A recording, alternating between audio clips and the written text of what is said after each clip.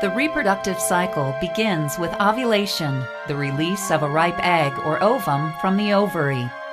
Hundreds of thousands of follicles sit nestled inside the ovary. Each follicle is a sphere of cells with an immature egg at its center. The typical 28-day menstrual cycle begins on the first day of menstrual bleeding.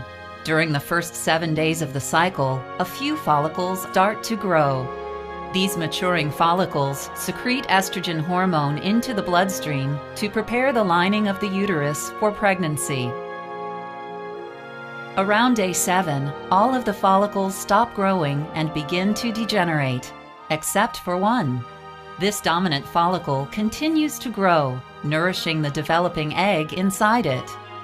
Around day 12, the follicle secretes a surge of estrogen into the bloodstream. When the estrogen reaches the hypothalamus and the pituitary gland in the brain, the anterior or front part of the pituitary gland floods the bloodstream with luteinizing hormone. Around day 14, luteinizing hormone causes the follicle to undergo a sudden growth spurt. Right before ovulation, the egg detaches from the inside of the follicle.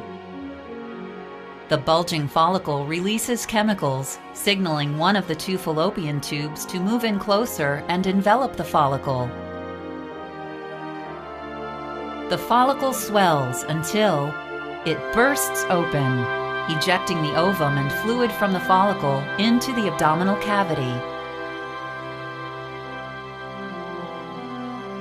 In response, the fimbriae, tiny finger-like projections at the end of the fallopian tube, sweep across the ovulation site and pick up the ovum. Microscopic cilia on the fimbrial surface guide the ovum to the entrance of the fallopian tube.